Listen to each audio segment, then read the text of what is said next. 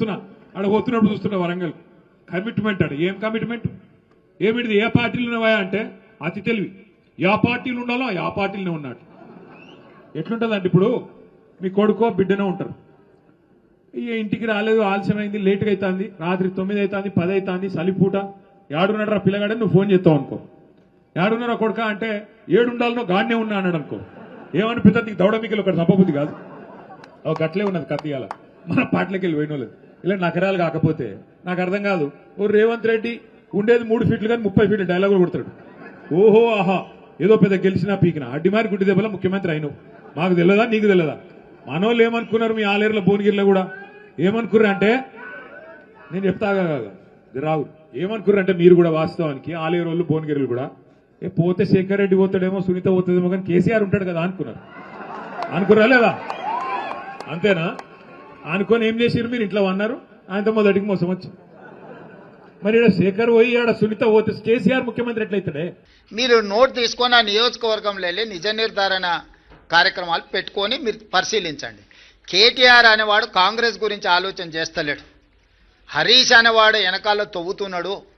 కేటీఆర్ నాయకత్వంలో ఏ ఎన్నికలు జరిగిపోయినా ఓడిపోయిండు కాబట్టి నాయకత్వాన్ని మార్చాలని హరీష్ వెనకాల నుంచి ఏదైతే ప్రయత్నం చేస్తుండో ఆ విషయాన్ని ఏమంటారు డైల్యూట్ చేయడానికి పర్యటనలు పెట్టుకుంటున్నాడు తప్ప ఇది ప్రజలకు కానీ ప్రభుత్వానికి కానీ సంబంధం లేదు.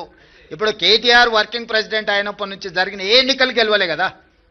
జనరల్లో అసెంబ్లీ కావచ్చు, జనరల్లో జరిగిన లోక్సభ కావచ్చు, తర్వాత జరిగిన ఉప ఎన్నికలు కావచ్చు, తర్వాత జరిగిన గ్రామ పంచాయతీ ఎన్నికలు కావచ్చు.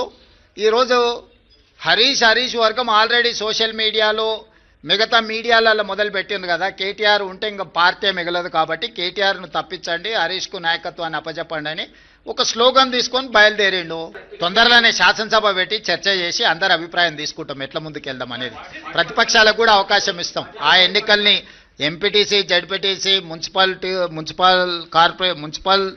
ఎన్నికలు, మున్సిపల్ కార్పొరేషన్ ఎన్నికలు వీటన్నిటికీ సంబంధించి కూడా తొందరలోనే శాసనసభ సమావేశాలు ఏర్పాటు చేసి ప్రతిపక్షాలను కూడా అడుగుతాం ఏ విధంగా ముందుకు వెళ్దాము, 42% బీసీ రిజర్వేషన్లు ఏ విధంగా సాధించుకుందాము, భవిష్యత్ కార్యాచరణ ఎట్లుంటే బాగుంటుందో ప్రజాస్వామిక బద్ధంగా చర్చ చేసి అసెంబ్లీలో ఆ తర్వాత ఎన్నికలపై ఒక నిర్ణయానికి వస్తాం. నీకేం బకాయి ఉంది రాహుల్? ఎవరికి? డిస్కమ్లక చేద్దాం. నేను ముందే చెప్పిన ఆదాయం పెంచుతాం, పేదలకు పంచుతామని. వారు చెయ్యంది మేం చేసింది సన్నబియ్యం 200 యూనిట్లు ఉచితం, 21,000 కోట్ల రూపాయల రైతు రుణమాఫీ, 9,000 కోట్ల రూపాయలు 9 రోజుల్లో రైతు భరోసా, 22,500 కోట్ల రూపాయలు 4,50,000 ఇందిరమ్మ ఇండ్లు. ఇట్లా చంద్రశేఖరరావు గారు చెయ్యని చాలా పనులను ఈరోజు మేము చేసినాము. ఈ ఆదాయాన్ని పెంచుకుంటూనే దుబారాను తగ్గించుకుంటూనే ఈరోజు ఈ పథకాలన్నిటిని కూడా అమలు చేస్తున్నాము. ఎంత ఆదాయాన్ని పెంచితే అంత పేదలకు ప్రయోజనం చేకూర్చే విధంగా ఖచ్చితంగా మేము వాటిని వినియోగం చేస్తాం. ఒక్క రూపాయి కూడా దుర్వినియోగం జరగకుండా ప్రజలకు ఏ రకంగా మేలు చేయాలనేదే మా నిత్యం తాపత్రయము. ఖచ్చితంగా వాటిని అమలు చేస్తాం.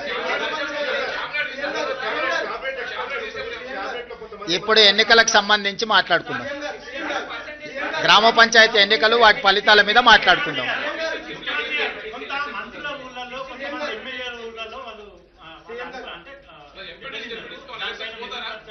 ఇప్పుడు గజ్వేల్ల కేసీఆరే దెబ్బతిని ఓడిపోయి అక్కడ ఉన్నాడు. ప్రధాన ప్రతిపక్ష నాయకుడే ఓటమి చెందిండు. మెజారిటీ సీట్లు కాంగ్రెస్కి వచ్చినాయి. గ్రామాల ఎన్నికలు గ్రామ పరిస్థితులను బట్టి జరుగుతాయి. శాసనసభ్యుడినో మంత్రినో ముఖ్యమంత్రినో పట్టి జరగవు. ఓవరాల్గా ఫీల్ గుడ్ ఫ్యాక్టర్ ఉంటుంది. గ్రామంలో ఉండే నేపథ్యాన్ని, సామాజిక వర్గాల సమతుల్యతను దృష్టిలో పెట్టుకొని ఎన్నికలు జరుగుతాయి. ఎట్లా జరిగినా ఫలితాలు అనేది ఇక్కడ కళ్ళకు కట్టినట్టుగా కనిపిస్తున్నాయి. 94 నియోజకవర్గాలలో 87 శాసనసభ నియోజకవర్గాలలో కాంగ్రెస్ పార్టీకి మెజారిటీ వచ్చింది. ఈ లిస్ట్ అంతా మీకు ఇస్తాము. ఏ నియోజకవర్గంలో ఎన్ని గెలిచిండ్రో స్పష్టంగా మీకు లిస్ట్ ఇస్తాము. మీరు కావాలంటే నిజ నిర్ధారణ కమిటీ వేసుకొని ఆయా నియోజకవర్గాలలో మీరు పర్యటించండి.